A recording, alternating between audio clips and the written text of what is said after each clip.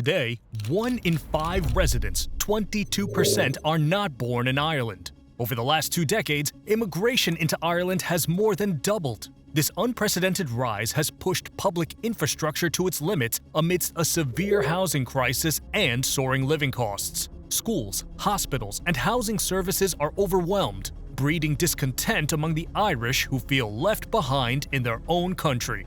It's not just about numbers. It's about feeling like a stranger where you once felt at home. The fabric of Irish society, known for its communal warmth, now seems threadbare as communities clash over the direction of national identity and resource allocation. How did Ireland go from a nation of immigrants to one overwhelmed by newcomers? For centuries, Ireland's narrative was marked by the departure of its people. Famine, economic hardship, and the search for better opportunities drove millions of Irish to distant lands, reshaping communities from America to Australia. Ireland was a land of emigrants, known more for the sons and daughters it sent away than those it welcomed. The advent of the Celtic tiger, Very strong boom. During the boom. A lengthy boom period. Building boom. Property boom.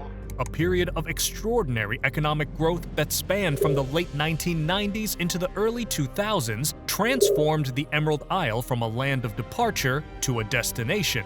During this golden era, Ireland emerged as an attractive hub for migrants, particularly from Eastern Europe. The EU's enlargement policies facilitated the free movement of people. So, why is Ireland on the brink of a meltdown over mass immigration now?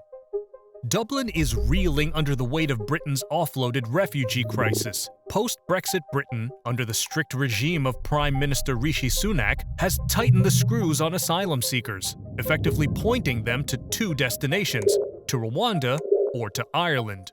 As the British government toughens up, implementing rigorous new immigration laws that could see asylum seekers deported to Rwanda within weeks, Ireland is catching the overflow. Approximately 80% of the asylum seekers entering Ireland are arriving from the UK via Belfast, taking advantage of the Common Travel Area (CTA), an arrangement that facilitates free movement between Ireland and the UK. Since the onset of 2024, a record-breaking 5,000 individuals have applied for asylum in the Republic of Ireland. Rather than applying for asylum directly at airports or ports upon arrival from other continents, these individuals are instead making their way to the International Protection Office (IPO), located in the heart of Dublin. The scene in Dublin is dire. Parts of Dublin are morphing into unsightly refugee camps. Speak to any of the single men, Arabs, Africans, Afghans, Indians, many wearing their past lives in their accents, and they'll tell you, Ireland is their last resort, their final shot at a life in Europe. Take Christian, for example, a 25-year-old Nigerian who has been bouncing around Liverpool and Manchester for 5 years after his student visa expired. I don't want to go back to Nigeria, and I definitely don't want to go to Rwanda. The open border dilemma: economic lifeline or loophole? Keeping the Irish border open has been crucial for the economy and for the countless Irish who live in Northern Ireland. But it's also created a gaping loophole for asylum seekers to slide from the UK into Ireland unchecked. As the influx grows, so does the strain on resources. Ireland's already creaking under the added weight of 100,000 Ukrainian refugees and a housing crisis. Now, add to that a rising number of asylum seekers from Britain, and you've got a recipe for disaster.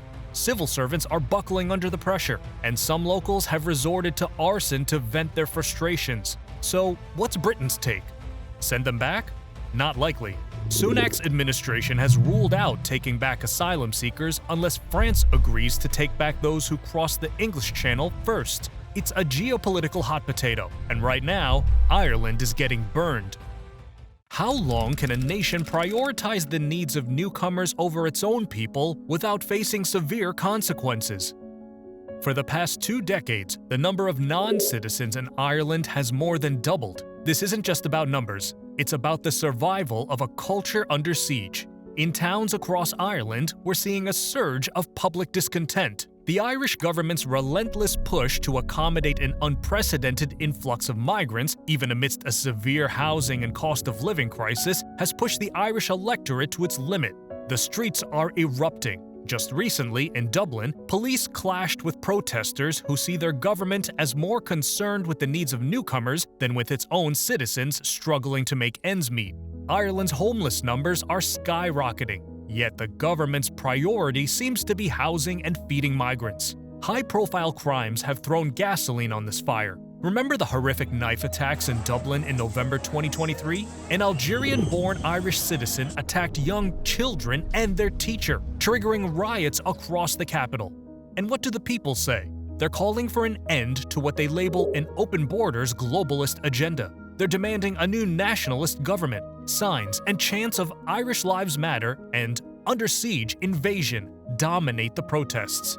The mainstream media in Ireland rarely covers these protests without bias, but anyone who dares to criticize the current immigration policy is quickly branded a racist or far-right extremist. Ireland, with the fourth largest non-national population percentage-wise in the EU, is now a flashpoint for debates on national identity and resource allocation. The government spends billions on housing migrants, including a staggering €1 billion in just 9 months of 2023, while many of its own citizens can't afford basic necessities. As the protests grow louder and the government remains unyielding, the outcry has taken a personal turn. Demonstrators have protested outside the homes of top government officials, demanding a drastic change in policy. The local government in Northern Ireland is scrambling to prevent the region from becoming what the Democratic Unionist Party calls an asylum seeker magnet. This comes after a judge declared that major parts of the UK's Illegal Migration Act violate human rights standards and therefore should not apply in Northern Ireland. Gavin Robinson, the acting leader of the DUP and the MP for Belfast East, is ringing alarm bells. If we don't enforce a unified UK-wide immigration policy, Northern Ireland is going to turn into the back door for migrants trying to enter the United Kingdom. Why? Because, according to Robinson, current policies aren't deterring people as they should. Instead, they might just turn Northern Ireland into an irresistible magnet for those seeking entry into the UK. The UK passed the Illegal Migration Act back in July 2023. The goal? To halt the steady stream of small boats making the perilous journey across the English Channel. My policy is very simple. It is this country and your government who should decide who comes here. But here's where it gets interesting. Despite the intentions behind this act, Prime Minister Rishi Sunak admits that a recent court ruling won't alter the government's plans. They still intend to send illegal migrants to Rwanda and are prepared to defend this policy in court. Robinson warns that the problem is entirely of the government's own making. He argues that there's a lack of consistency, that Northern Ireland is being treated differently because of its unique legal obligations under the Good Friday Agreement and the Windsor Framework. Is this the future of Ireland's immigration system? A fragmented society, embroiled in constant disputes and endless legal battles?